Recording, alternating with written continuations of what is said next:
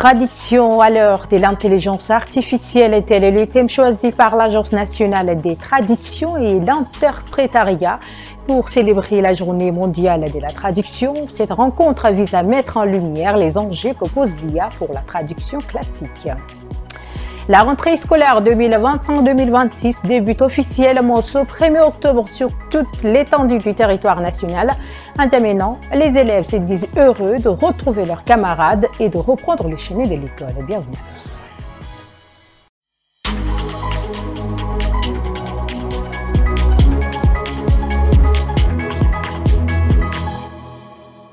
Je le disais, ce 1er octobre, les élèves ont repris le chemin de l'école après 3 mois de vacances. Tôt ce matin, enseignants, chefs d'établissement et élèves étaient au rendez-vous. Gabi Daniel et Maxime Solmengar. Après 3 mois de vacances, Namadi Alaïsem Valentina, élève en génie scientifique au lycée technique commercial, a retrouvé les bancs de l'école. À peine arrivé, l'émotion est palpable. La jeune lycéenne dit se sentir prête à affronter cette nouvelle année scolaire. Je souhaite une très heureuse et bonne la rentrée à tous mes amis et de leur dire aussi, pour les amis qui sont en terminale, je les souhaite aussi une très bonne chance et Inch'Allah, on aura le bac 100%. Du côté de la direction, les responsables invitent les retardataires à rejoindre rapidement les cours. Les résultats, bien que satisfaisant l'année dernière, reste toujours avec quelques manquements et nous les encourageons à ce qu'ils fassent davantage. Ils n'ont jamais failli d'ailleurs au niveau du lycée d'enseignement technique commercial. Et comme l'a dit quelqu'un, je demande trop aux hommes, mais pas assez aux anciens, parce que l'enseignant a une responsabilité de former la génération future qui doit faire le relais, à qui nous allons relayer ce pays. Et donc c'est une responsabilité qui est noble et c'est une responsabilité qui est lourde. Et nous avons évalué également cette responsabilité, chacun de nous, ensemble lors de notre rencontre. Et aujourd'hui, c'est l'opportunité de leur dire encore une fois de plus, de faire une bonne méditation pour que les enfants puissent avoir une bonne formation. Mais il faudra encore attendre quelques jours avant que les enseignements reprennent pleinement leur rythme. En N'Djamena, l'Agence nationale des traditions et de l'interprétariat a organisé au Centre culturel Al-Mouna une conférence débat sur le thème « La traduction à l'heure de l'intelligence artificielle ». Une initiative qui s'inscrit dans le cadre de la Journée mondiale de la traduction célébrée chaque 30 septembre. On en fait le point avec Abdelaziz Mahamat Abakar et Abakar Lamer. Comment traduire à l'ère de l'intelligence artificielle? La question était au centre des échanges à l'occasion de cette rencontre organisée par l'Agence nationale de traduction et de l'interprétariat. Objectif: mettre en lumière les rôles de la traduction dans le rapprochement des langues et des cultures. Cette conférence débat est pour nous l'occasion de réfléchir ensemble à la place de la traduction dans notre société, d'échanger sur ces défis et surtout de mettre en lumière son rôle essentiel pour la paix, le développement et les rapprochements entre les peuples.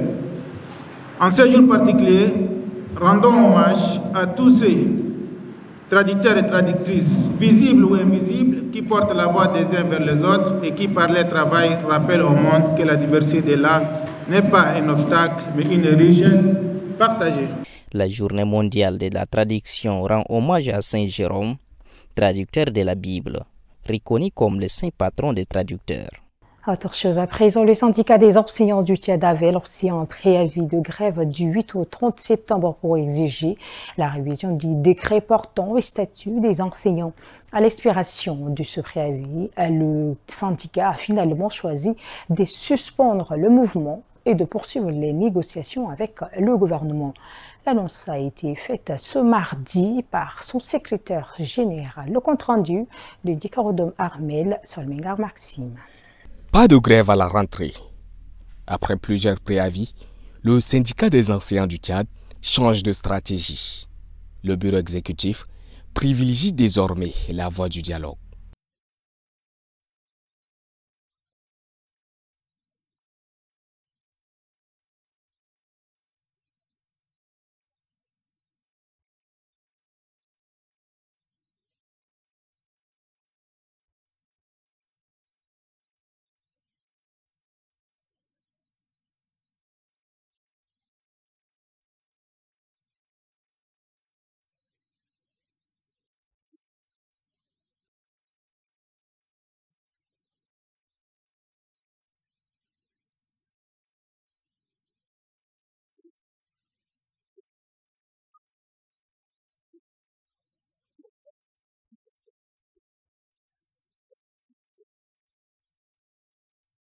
Le 7 a aussi confirmé sa participation à la Journée mondiale des enseignants, prévue le 5 octobre prochain.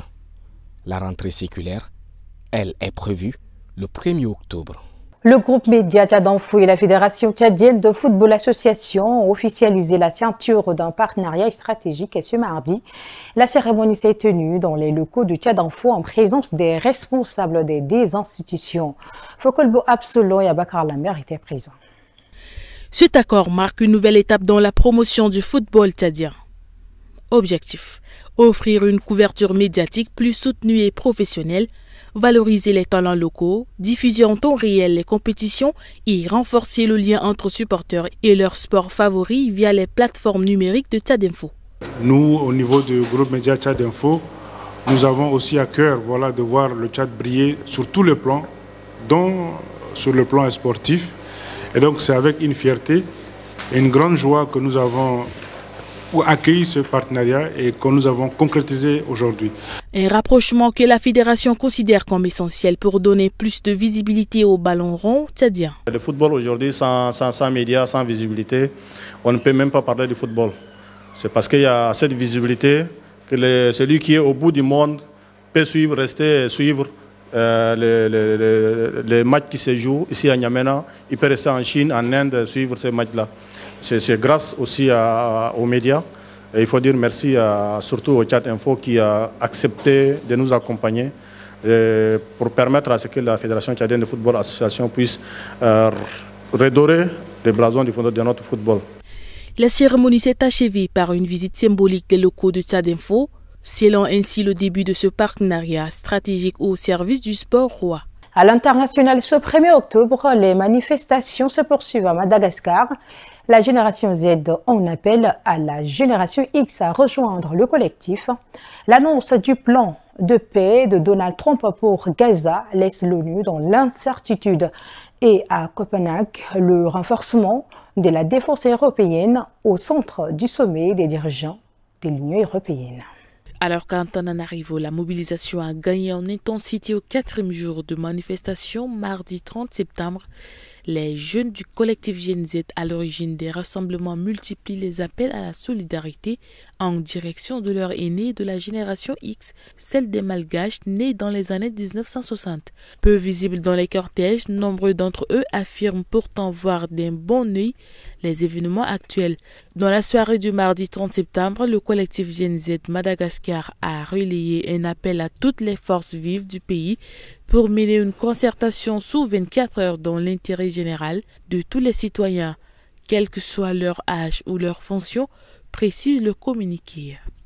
Après l'annonce du plan de paix de Donald Trump pour Gaza, les questions sont toujours plus nombreuses que les réponses. Le Hamas va-t-il accepter les conditions drastiques du président américain ? Benjamin Netanyahou aurait-il le feu vert de sa coalition d'extrême droite et le Premier ministre israélien acceptera-t-il d'augmenter les livraisons d'aide humanitaire? D'après le plan de Trump, c'est l'ONU qui doit s'en charger, mais encore faudrait-il qu'elle soit prévenue. C'est le point 8 du plan de paix pour Gaza. L'entrée de l'aide et sa distribution s'effectueront sans ingérence des deux parties via les Nations Unies et ses agences, ainsi que le Croissant Rouge et d'autres institutions internationales. Livrer de l'aide, c'est justement ce que tente de faire l'ONU depuis le début de la guerre malgré le blocus, les attaques contre les humanitaires et le statut de paria de l'Agence pour les réfugiés palestiniens interdite par Israël. Mercredi 1er et jeudi 2 octobre, Copenhague accueille un sommet informel des dirigeants de l'Union européenne. La sécurité est maximale dans la capitale danoise. Après une série d'incursions de drones non identifiés survolant des sites sensibles, les autorités ont pris d'importantes mesures de sécurité. Interdiction de drones civils sur l'ensemble du territoire, mobilisation de plusieurs centaines de réservistes, demande de soutien international, notamment des États-Unis, qui envoient du matériel anti-drone. Au menu du sommet, le soutien à l'Ukraine et le renforcement de la défense européenne. C'est avec le rendu de Atarane Dangarti que nous bouclons cette édition. Mesdames, Messieurs, merci de l'avoir suivi. Tchad Info, c'est l'information continue.